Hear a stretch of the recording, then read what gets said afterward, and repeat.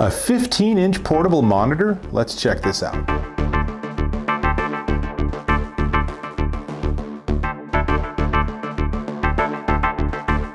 Dave Taylor here, and I'm checking out this. Well, let me turn it this way, or better yet, let me open it up, because this is the Dragon Touch S1 portable monitor, and it's pretty slick. As you can see, it's a big screen, 15.1-inch screen, very nice. And it has this smart cover, which makes it really easy and portable. And the smart cover has 3 little tabs on the bottom, so you can actually set it up and it will stand safely all by itself. Really, really handy if you need a second screen. There are 3 different settings. If you don't like that, you can unscrew the back and work with just the monitor. That works fine. And all the main activity on the monitor is there's 3 buttons on the lower left that give you a very frustrating menu interface for settings and configuration. There's a hole on the right so that you can actually go ahead and run like a security cable through it if you're using this as a second screen at a computer lab at a school, for example. And then when we look at the edges, there's nothing on this edge. There's nothing on this edge. But on this edge, that's where all the connections are happening. So in order, it is a mini HDMI interface, which is a little unusual interface, but they include the cable. 2 USB-C connections, which are by far the best way to connect. And then there's a micro USB connection. One thing I was very disappointed that they don't have is they don't have a 3.5 millimeter AUX or audio out. That would be a perfect addition to this, but they don't have that. It does have built-in speakers. The speakers are not massively robust. They are teeny tiny little speakers. I'm going to demo all of this. But before we get to the demo, before I put a signal on the screen, let me walk you through this extraordinary array of cables it comes with. So, first one that you might be interested in is the HDMI to mini HDMI. Now, this lets you hook up something like a PlayStation or an Xbox or an Apple TV or anything like that that has HDMI. You plug that in, you plug this into this side, and you're good to go, sort of. The problem is that this doesn't have its own power, and HDMI is not a signal that includes power, so then you will need to use, let's see, the wall plug, which I'm going to go ahead and plug in because we'll need this for a demo. So wall plug, it just happened to have an extension cord here. We'll leave this over here. And then there is, let's see, here we go. There is a USB 3, which is the rectangular one, which plugs into here, to USB-C, which then powers the display if you're using HDMI. So now we have 2 wires, right?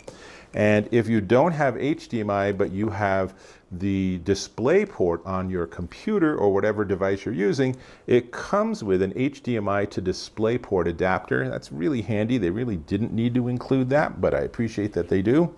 But really, the prime way to connect is USB-C, and it comes with a USB-C to USB-C cable, and as I'll show you, it is by far the best way, and you're going to get the best signal. So, speaking of that, let's go ahead and just hook it up to my MacBook Pro. So I'm going to plug in the USB-C on one end, get it like this, and then just watch what happens as I turn on my computer. Let me plug it in first. And this generation of MacBook Pro is all about the USB-C. There ain't no other outputs, which is super frustrating.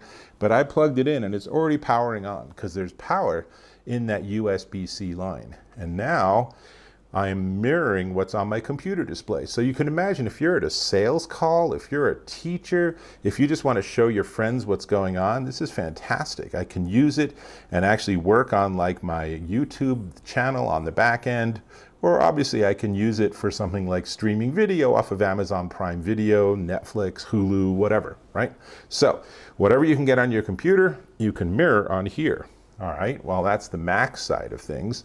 What about with a PC? All right, well, I just happen to have this Dell 2-in-1. So let's go ahead and turn this on.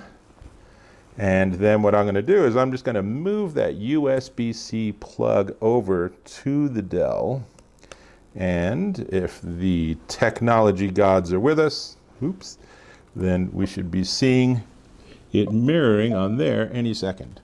So there we are. So now, as you can see, I'm mirroring on my PC or my Mac, and the image quality is very good. If I want to go and just poke around and see what it looks like, you know, it's, well, as fast as the network connection is. But the nuance, let's go ahead and just close this up. I'm not sure why it's so slow. But you can see here on this photograph, it's pretty nice looking. It's a little blown out. It's not photo quality. It's also not like $750.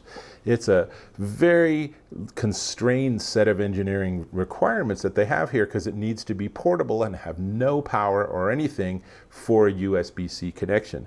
I would say that if we compare the image on the PC with the image on the portable monitor, they're not too far apart. This is obviously a little better, but they put, you know, a lot more money, and I've paid a lot more money for this screen. For a second screen for right about $170, that is not too shabby. So leads to the question, what else can you do with it? So here's what else you can do with it, is if you have the right adapter, you can use it for something like your iPhone. So I have that adapter. It is not included from Dragon Touch. Please be aware, this is an expensive adapter, but it's Lightning to HDMI. And I'm going to do that. I'm going to plug in my iPhone 11 Pro, and then we're going to have to, this is going to be a little complicated because number one, I need to use the HDMI cable because that's what this is the connection for. And that HDMI cable is going to plug into the mini HDMI on the display. So let's get this correct. And nothing happens, right? Why does nothing happen? Well, I already alluded to it, right? It needs power, and this cable can't deliver power to the screen.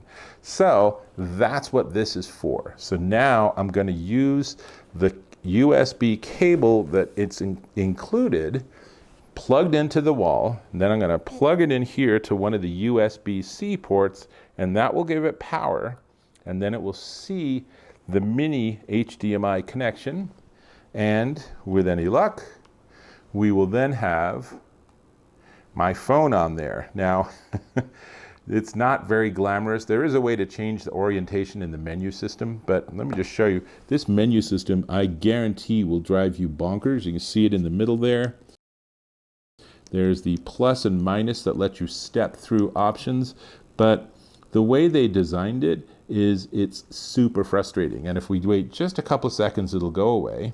And now if I do minus, then I can adjust, you probably can't see it right down there, there's brightness adjustment, right? So you can do that, but you can't adjust contrast, and that's where this gets a little problematic. So I'm gonna launch this game, and we'll sign in to Game Center. Come on, phone, you can do it. And then once I'm signed in, actually I'm not gonna sign in. I'm just gonna go straight to this splash screen. So look at the difference in color, right? On my phone, there's a lot of color nuance, and you can see it's supposed to be like a wooden surface, almost a pecan wood. But on this, it's really pretty blown out. And the menu controls don't allow you, it shows you, but it doesn't actually allow you to adjust the contrast or the sort of, it's just like overblown. There's ways you could theoretically adjust it, but this is not a brightness issue, this is the contrast issue, and I can't adjust it. So from an HDMI perspective, this is not an optimal view. I know that with this same setup, if I plug this into a television, it'll look beautiful. So this is just a limitation of how it processes the HDMI signal. And I'm not exactly sure why it does this, but it's just important for you to realize that it does in fact do this. So, you know, could you use this? Could this be a demo you could utilize? Could you use this to debug your, you know, phone app development or something? Well, yeah, but you're probably going to get a lot more mileage and be a lot happier if you hook this up to your computer that you're working with rather than hooking it up to an HDMI source. And I can guarantee if you're playing a video game on something that's this blown out in terms of colors, you will not be a happy camper. You will in fact be full of rage, and that might be great for the game, but it's not going to be good for your user experience. So I'm going to unhook my phone, and we're going to just like turn off and unplug all these wires. I'm going to move things out of the way because now I want to show you something else. So we put the phone over here. We're going to put the Dell over here. So we got everything unhooked. Now I'm just going to hook up my Mac again. So this is again USB-C to USB-C. Just need some space. And here's what's cool is you can use any USB-C to USB-C cable, which I thought was actually really cool because I have longer cables. So I've tried this with like 5-foot or 6-foot cables and it works fine, which means again, there's just a lot of flexibility, and that's really what this is about. This is about giving you more flexibility and more screen real estate. So what I want to show you is I want to show you just a little bit more about the tech here. So this is HD running at 1920 by 1080, so it's exactly an HD resolution, which is fine for what it is, but odds are your computer screen's at a higher resolution than this. That's okay. If you're mirroring, then your computer ends up scaling down to match this, but if you do it as an extended display, which Mac and PCs both support very easily. If you do it as an extended display, then you're fine and you can get the best of both worlds where you can, for example, I could then drag this Prime Video screen onto here and watch a TV show or a movie while I'm working. Perfect, really. I find this really great if I'm on a Zoom call where it's just an informational call and I'm one of 300 attendees, then I just put it onto this screen and continue working while I'm at it. So no webcam or anything. So if you're on an interactive Zoom call, people are going to be like, why aren't you looking at your computer? That's very suspicious. Or you will be looking at your computer and then you can't see what's on the Zoom call. Anyway, mixing it up, right? It does include speakers. So let's go ahead and I'm going to see if I can convince it to give us some audio. Let's see. You know, these are these sort of things where it gives you audio when you don't want it, but maybe we can get the trailer here. No. So this is the audio from here. Oh, and okay, Amazon doesn't like me using this second monitor. Different sources allow different sort of technology and capabilities. I have found Netflix works just fine on the second screen. So I don't know, Amazon's being super uptight, but you could tell that audio was working fine. And let me bring up just some other audio really quick. And I will go to some royalty-free music and let's try this. And there really isn't any volume control here. There's some theoretical volume, I guess, that you can do here. So this is maxed out. That is maximum volume. It's just not a lot. It's not enough, really. It's going to be frustrating to you. So again, having an earphone or external speaker plug would be really a great addition. Doesn't include that. You can still monkey with your audio, so maybe it comes out of your computer, but the screen is over here, or you can use headphones or something, whatever. There's solutions, but again, a limitation of this is it does have built-in speakers. They're not very loud. So I'm gonna go ahead and turn this off. We'll go back to at least seeing this screen. And what else can I tell you about it? So it's not a touch screen. That's really important because the company's called Dragon Touch. Well, Dragon Touch, cool name, not a touch screen, important to know. Don't get your hopes up that your Mac suddenly is a touch screen. It doesn't. And it is 10.5 millimeters thick and 625 grams. It's really pretty remarkable. So I have been sort of focusing on some of the limitations, but recognize that it is an issue with HDMI. The audio isn't great. The menu system is super frustrating, and just like one more button would make it so much easier to work with. But all of that aside, this is a great second screen at a remarkable price. And if you're using it with a Mac or a PC, especially with USB-C, it's really pretty darn clean. It gives you a really nice perspective, and it's very watchable, very viewable, and very helpful for people that actually want to be able to just get more screen real estate without spending thousands or you know, upwards of $500 on a high-end monitor or something. Which leads us to the final question, which is how much does it cost? But before we get there, I'm going to ask if you can hit me up with a like if you like this video and find this useful, and hit me up with a subscribe if you want to join up, because I get access to a lot of gear, and as you can tell, I'm super candid and honest with my reviews. So let's connect. Awesome. Now, this is the Dragon Touch S1 portable monitor. It's a 15.6-inch HD display, and it's $169.99 at Amazon.com. And if you hook it up the right way with the right source device, it's a remarkable piece of technology. And with that, I'm going to go back and watch Vivarium, which means I'll catch you in my next video.